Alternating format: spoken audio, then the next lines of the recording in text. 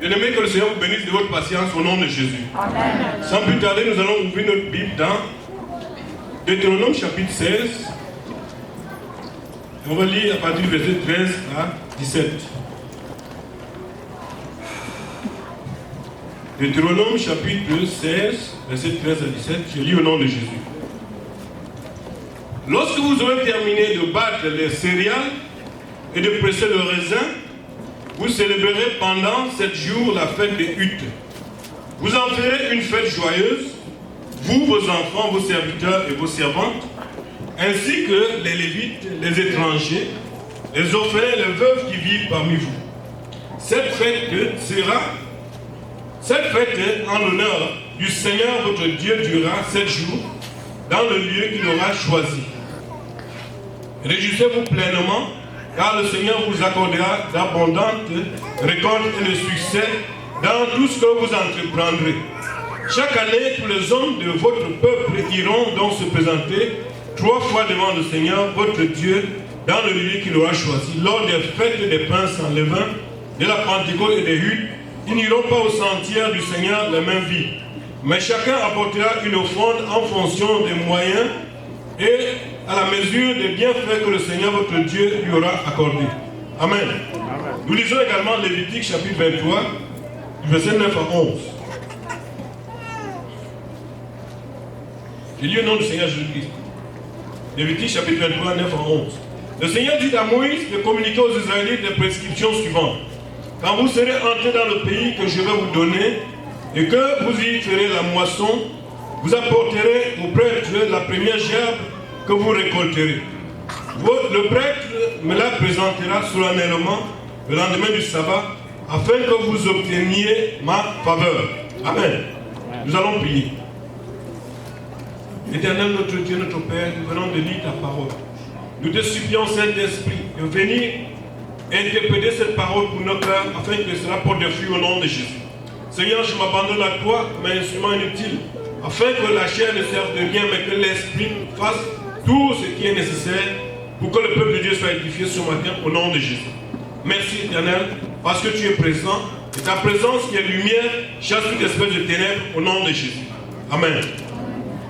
Bien-aimés, le thème de ce message c'est les fêtes de l'Éternel. Les fêtes de l'Éternel. Comme vous venez de constater, nous avons lu dans Deutéronome chapitre 16 et nous avons lu également dans Lévitique, qui sont les livres de la loi, les livres qui ont été donnés à Moïse pour réglementer la vie du peuple d'Israël. Et nous savons tous bien aimés que le peuple d'Israël, c'est un peuple qui a connu beaucoup de persécutions, certes, mais c'est un peuple qui, de manière indéniable, est béni par Dieu. Un peu partout, on va dire, ce peuple-là, il tient les sommets de l'économie dans le monde entier. Dans tout pays où un juif se trouve, le Seigneur doit le bénir. Et bien aimé, je veux vous dire, ces bénédictions ne viennent pas au hasard. Ces bénédictions viennent du fait qu'ils observent les prescriptions que le Seigneur avait données. Nous venons d'entendre comment le Seigneur a dit, dans le livre de Lévitique qu'on a lu, il a dit, quand vous allez me donner la première gerbe, je vais vous accorder ma faveur. Quand vous allez me présenter votre première gerbe de votre blé, de votre récolte, je vais vous donner ma faveur. Amen. Lorsque tu as la faveur de Dieu, forcément tu auras la faveur des hommes. Amen. Quand Dieu t'a accordé ta faveur, alors si Dieu a déjà ouvert la porte pour toi, personne ne peut fermer encore la porte pour toi. Amen. Aucun être humain ne peut fermer la porte pour toi. Ni même le diable ne peut fermer la porte de toi quand Dieu a déjà ouvert la porte. Et nous devons savoir bien aimé que nous ne sommes pas seuls dans notre marche chrétienne. Nous sommes ici en tant qu'Église, nous sommes à la recherche du Seigneur, nous sommes à la recherche d'entrer au ciel pour la gloire éternelle. Mais nous devons savoir bien aimé que nous ne sommes pas seuls à entrer dans cette gloire. Il y a beaucoup de patriarches de la Bible qui nous ont précédés, ça veut dire qu'ils sont partis déjà auparavant et ils sont déjà dans ce repos. Nous connaissons Abraham, nous connaissons Isaac, nous connaissons Jacob, nous connaissons les prophètes de la Bible, nous connaissons les apôtres du Christ et une foule de chrétiens sont morts dans le martyr, et même récemment en Irak, nous avons vu toutes ces choses. Ce sont des personnes qui marchent aussi pour la gloire céleste. Amen. Il y a aussi le peuple juif, le peuple par qui nous avons la rédemption. La Bible dit que l'église est comme l'olivier sauvage qu'on a greffé sur l'olivier naturel. Amen. Alors ça veut dire qu'il y a un peuple de base sur lequel le salut vient. Et le Seigneur Jésus pouvait bien dire à la femme samaritaine, le salut vient des Juifs. Et c'est une réalité. Ça veut dire que ce peuple-là, c'est un peuple qui est déjà sur le chemin de la gloire, que le Seigneur a choisi. Et l'église aujourd'hui est choisie à la suite de ce peuple. Amen. Et si l'église va être bénie comme ce peuple est béni aujourd'hui, l'église doit regarder clairement ce que ce peuple fait pour être béni. Amen. C'est la raison donc de ce message. Et c'est la raison du thème de ce message qui est les fêtes de l'Éternel. Parce que le Seigneur, quand il fait entrer le peuple dans Canaan, il a dit que vous avez des fêtes à observer. Si vous observez ces fêtes à mon honneur, moi je vais faire en sorte que ce pays dans lequel vous vous trouviez a effectivement plus produit le lait et le miel pour vous alimenter. Amen. Et c'est ainsi que les enfants d'Israël ont respecté les fêtes de l'Éternel. Et les 7 fêtes de l'Éternel qu'il a données aux enfants d'Israël sont les suivants. Il y avait la fête de la Pâque, la fête des pains sans levain, la fête des prémices, la fête de Pentecôte, la fête des trompettes, ou on appelle aussi la fête des moissons, il y avait la fête des expiations et la fête des tabernacles. Donc il y avait 7 fêtes que les enfants d'Israël devaient observer. Et tous les juifs de par le monde entier observent ces fêtes bien-aimées. C'est ça qui fait leur force. Parce que le Seigneur avait dit, quand vous faites cela, je vous accorde ma faveur. Quand tu as la faveur de Dieu, mon frère, ma soeur, si tu es un homme d'affaires, c'est vers toi que viendront tous les clients. Parce que tu as la faveur de l'Éternel. Si tu as la faveur de l'Éternel, si tu es un écolier, on te donne un devoir de mathématiques où on met les équations, tout le monde, personne ne trouve. Le Saint-Esprit va te révéler la solution. Parce que tu as la faveur de l'Éternel. Pour les enfants de Dieu, ce qui est impossible aux hommes devient possible. Amen. C'est pour ça qu'il faut rechercher la faveur de l'Éternel. Et en cherchant la faveur de l'Éternel, on se demande qu'est-ce que je peux faire pour avoir cette faveur. Et nous regardons la Bible, c'est que le Seigneur a recommandé à un peuple élu pour avoir cette faveur. On s'est dit, l'Église doit faire aussi la même chose. Amen. L'Église chrétienne, quand elle s'est appuyée sur les déclarations de Christ, qui a dit qu'il n'est pas venu pour abolir la loi, mais pour la parfaire. L'Église chrétienne maintenant a dit, est-ce que les fêtes de la Bible nous concernent? C'est ça que les premiers chrétiens et beaucoup d'autres se sont assis, ont dit, est-ce qu'en tant que l'Église, on a le droit d'observer ces 7 fêtes de la chrétienté? Ils ont regardé ce que le Seigneur Jésus avait déclaré. Il a dit, je suis venu pas pour abolir la loi, mais pour l'accomplir. Ils ont dit alors maintenant, parmi les 7 fêtes-là, quelles sont les fêtes qui s'accomplissent dans la vie de Christ et dans la vie de l'Église qu'il a instaurée? Et on a vu 2 fêtes là-dedans, que l'Église, si l'Église l'applique, ça s'accomplit directement dans la vie de Christ et dans la vie de l'Église. Amen. Et il y a donc la fête qu'on appelle la fête des prémices, et il y a la fête de moisson ou de trompette. Amen. C'est les 2 fêtes que, mondialement, les églises ont dit, on doit retenir cela. Pourquoi? Parce que, bien aimé, nous allons donc, dans ce exposé, voir la fête des prémices et la fête des trompettes ou moissons. Parce que c'est ça que l'église chrétienne a retenu. Pourquoi la fête des prémices? Parce que Jésus est ressuscité le premier jour de la semaine. C'est dans la Bible, dans Marc chapitre 16, verset 9. Il est ressuscité le premier jour de la semaine. Et c'est le premier jour de la semaine qu'on faisait donc la fête des prémices. Amen. Et la Bible va nous dire que Jésus-Christ est connu comme les prémices de la résurrection. Amen. C'est pour ça qu'il dit ici dans Lévitique chapitre 23 qu'on doit lui apporter la première gerbe. Qu'on doit apporter à Dieu la première gerbe. Parce que le Seigneur voulait montrer que dans le temps futur, son fils va venir dans ce monde et il sera la première personne à être ressuscitée pour la gloire céleste. Amen. Ça c'est très important de le savoir. Alors l'église chrétienne a dit donc les prémices c'est très important pour l'église parce que ça prédéfinit la résurrection du Seigneur Jésus-Christ et la résurrection de l'église à la fin des temps également. Amen. Donc c'est très important de savoir que la fête de prémices est quelque chose institué en l'honneur du Seigneur Jésus-Christ lui-même. Amen. Maintenant, la deuxième fête s'appelle la fête des trompettes ou des moissons. Et elle se faisait en Israël dans la période de septembre à octobre. Et ça se faisait en même temps qu'on fait la récolte du blé. Donc dans cette même période. C'est pour ça qu'on a appelé ça fête de récolte. Et dans 1 Corinthiens chapitre 15, verset 51 à 53, il est écrit que c'est à la trompette de Dieu que les morts en Christ vont ressusciter pour revenir à la vie. Et dans 1 Thessaloniciens chapitre 4, on dit à la trompette de Dieu également, les morts en Christ vont ressusciter et ceux qui sont vivants ayant cru au Seigneur Jésus-Christ seront transformés pour que le corps immortel, pour que le corps mortel devienne un corps immortel. Amen. Donc nous voyons ici que la fête des trompettes préfigurait directement le son de la trompette qui va donner naissance à la résurrection de l'Église et à l'enlèvement de l'Église. Parce que dans la fête de la trompette, on devait sonner du corps, le chauffard, 100 fois pour inviter le peuple à aller dans le temple pour célébrer cela. Et nous devons comprendre, bien aimé, le chauffard c'est ça, la corne dans laquelle les enfants d'Israël soufflaient lorsqu'ils devaient faire le voyage d'Égypte au Canaan. Lorsque le camp devait s'arrêter et passer la nuit quelque part, il fallait sonner du corps pour dire on s'arrête ici. Et au moment de se déplacer, on devait encore sonner ce corps, ou bien la trompette. Gloire à Dieu.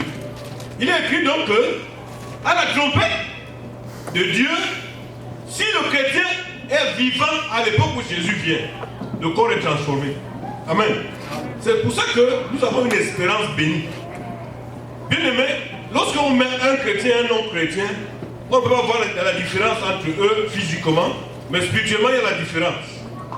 Spirituellement, il y a un qui est rempli de l'Esprit de Dieu, et spirituellement, l'autre aussi est peut-être rempli de mauvais esprits. Donc nous devons savoir que lorsque la trompette sonne, le Seigneur fait maintenant la différence en ce moment. Et celui-là qui connaissait le Seigneur, il est transformé pour la gloire éternelle. Amen. Amen. Et pour être enlevé et aller à la gloire. Pourquoi est-ce qu'il y a l'enlèvement? Pourquoi l'Église quitte la terre? Parce que la Bible a dit que il y a une période qui vient qu'on appelle Apocalypse.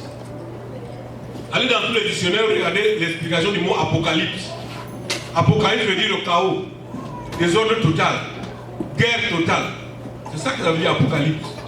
Et quand nous regardons bien les Écritures, nous constatons que toutes les autres parties de la Bible sont déjà accomplies sauf Apocalypse. Apocalypse, c'est un temps à venir.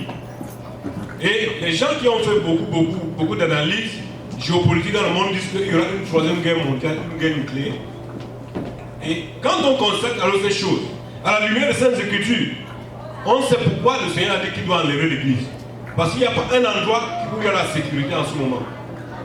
Tout ce que le Seigneur peut faire, c'est faire prévaloir en ce moment sa puissance, sa grande puissance. Parce que la Bible dit que le Seigneur qui nous a sauvés nous garde par sa grande puissance, qui sera révélée à la fin du temps. Amen. Cette puissance sera révélée par l'enlèvement de l'Église. Un phénomène inexplicable aux yeux des hommes. Un phénomène tel que les gens vont se demander qu'est-ce qui s'est passé. Amen. Et ces choses-là, le Seigneur avait préfiguré déjà en donnant les fêtes à Israël d'accomplir. Et c'est pour cela que, parmi donc les fêtes chrétiennes, il y a donc la trompette, les fêtes de la moisson ou la trompette, qui est très nécessaire. Si une église ne s'appuie pas dessus, elle est en train de se détacher du socle prophétique qui appartient à l'église universelle de Christ. Parce que toutes les églises sont des parties de l'église universelle du Seigneur Jésus-Christ sur la terre. Cette église universelle, c'est l'église qui n'a pas de nom, mais qui est composée des disciples. Amen. Lorsque, dans une congrégation donnée, on fait les choses selon les Écritures, selon la révélation de la parole, on est connecté à cette église universelle. Mais si on s'en détache, on est déconnecté. Amen.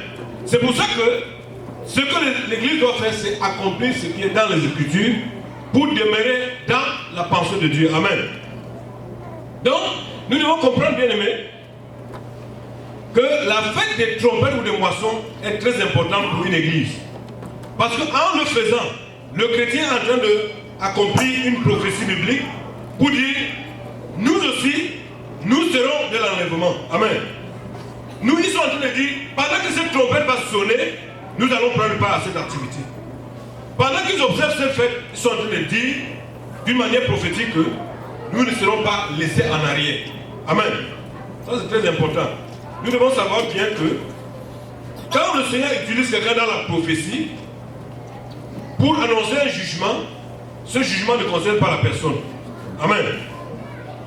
Lorsque Élie annonce la famine qu'il y aura en Israël parce qu'il ne va pas pleuvoir pendant 3 ans et demi, qu'est-ce qui se passe? Le Seigneur l'envoie quelque part où il va être nourri par les corbeaux. Lorsque Élisée va annoncer qu'il y aura la famine à Samarie, le Seigneur aussi va pouvoir, de manière qu'il y aura la nourriture et il va manger. Les Babyloniens qui avaient encerclé la ville, le Seigneur va leur faire entendre les bruits des chars. Et ils vont fuir la nuit en laissant beaucoup de nourriture là-bas sur le feu.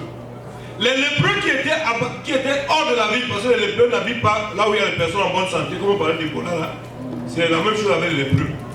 Les lépreux habitaient hors de la cité. Alors les lépreux ont dit, mais nous avons très faim. Si nous demeurons dans notre situation là, on va mourir de faim. Il dit, si on entre dans la ville, on va nous chasser. Alors au moins dans le camp des Babyloniens là-bas, voir s'il n'y a pas le reste de la nourriture. Et là, on va manger un peu. Quand les lépreux sont arrivés là-bas, le Seigneur avait fait un grand miracle. Amen. Pendant que les lépreux marchent, le Seigneur fait que les lépreux passent sur les chars. C'est les grands chars qui viennent pour les combattre. Donc, ils entendaient quand les lépreux avancent, les Babyloniens disent que ça, c'est une armée qui est en train de venir pour nous combattre. Et quand ils arrivent, ils trouvent qu'ils ont fui, laissé même les chevaux attachés, la nourriture sur le feu, et ils ouvrent là, ils trouvent beaucoup de viande, beaucoup de macaroni, beaucoup de pondou, pour ceux qui ont le pondou ici là. Et là, ils ont trouvé tout ça de ce qu'ils voulaient manger. Amen. Pour le lépreux qui aimait le poisson salé, on a marqué la poisson salée. Donc les lépreux sont restés là-bas et ils ont mangé, ils étaient rassasiés. Les lépreux sont encore partis fouiller, voir la richesse, les meilleurs habits, de l'or qu'ils ont abandonné. Ils sont partis garder. Après ils sont revenus encore manger encore. Ils ont encore pris, aller garder, a dit mais notre armoire là-bas est remplie. Si on ne peut pas dire aux gens là-bas qu'il y a la nourriture ici, nous sommes malhonnêtes. Ils sont partis donc à la ville dire que venez voir ce qui se passe ici. On a écouté maintenant le message de lépreux. Amen. Bien aimé, c'est pour vous dire, notre Dieu sait faire de grandes choses quand il faut sauver ses enfants. Amen. Donc quand la trompette là va venir, l'église va quitter la terre. Et lorsque l'église est en train d'accomplir la fête de trompette ou de moisson, il est en train de dire d'une manière prophétique chaque fois que nous sommes de ceux-là qui seront enlevés. Parce que cette trompette-là marque l'enlèvement de l'église. Amen. Ça, c'est pour ça que l'église aux chrétiens a observé ce deuxième fait de la Bible. Parce qu'il est en train d'accomplir une prophétie pour dire nous serons de ceux qui seront enlevés. Parce que nous connaissons ce que nous faisons. Et la Bible a dit ici que il faut que vous veniez à cette fête avec les enfants. Et les étrangers qui sont en Israël étaient aussi invités. Qu'est-ce que ça a comme impact par rapport à l'église? À cette fête, les chrétiens sont tenus d'inviter leurs amis qui ne connaissent pas Dieu à l'église. Amen. Parce que c'est une occasion de fête où il y a une agapée, où on va manger, où on va donner au Seigneur. Parce qu'il a dit, on ne vient pas les mains vides. C'est ça qui est très important. Pourquoi? Parce que c'est l'occasion maintenant pour ton ami qui n'a jamais écouté la parole de Dieu de l'écouter et de donner sa vie à Jésus. Alléluia. Ça, c'est les périodes qu'on imprime les enveloppes, on envoie et puis les gens sont invités. Souvent, les gens peuvent ne pas venir dire je donne quelque chose pour cette fête pour le Seigneur. Mais le fait qu'on prie pour lui, le Seigneur programme quelque chose pour son salut. Et plus tard, le Seigneur va le sauver parce qu'il y a eu un point de contact. Amen. Amen. Bien aimé, je vais vous dire que lorsque cette situation se passe ainsi, nous voyons les 3 domaines de la croissance de l'église s'accomplir. Dans le domaine de la croissance spirituelle, on va prêcher un message concernant soit la naissance de Jésus, soit sa résurrection par rapport aux prémices, et les gens vont être plus enseignés encore. Ça, c'est là où il y a la croissance spirituelle. Lors de la fête des prémices, on va enseigner sur la résurrection. Lors de la fête des trompettes ou de la moisson, on va enseigner sur l'enlèvement de l'église. Et les gens qui n'étaient pas préparés spirituellement vont dire alors si l'enlèvement vient et que je ne suis pas préparé, c'est à m'abandonner, ils vont se préparer. C'est par là qu'il y a la croissance spirituelle. Le fait maintenant qu'on va inviter de nouvelles personnes pour venir assister au message de l'évangile. Si les gens donnent leur vie au Seigneur, l'église va s'agrandir en nombre, il y aura la croissance numérique. Amen. Et le Seigneur a dit, on ne vient pas se faire les mains vides. Chacun apporte sa première gerbe pour ce qui concerne la fête des prémices. Et on ne vient pas les mains vides dans la maison du Seigneur, selon le deuxième passage qu'on a vu dans Deutéronome. Quand tu viens maintenant, tu bénis la maison de Dieu pour que l'œuvre de Dieu avance. L'église aura une croissance financière en même temps. Amen.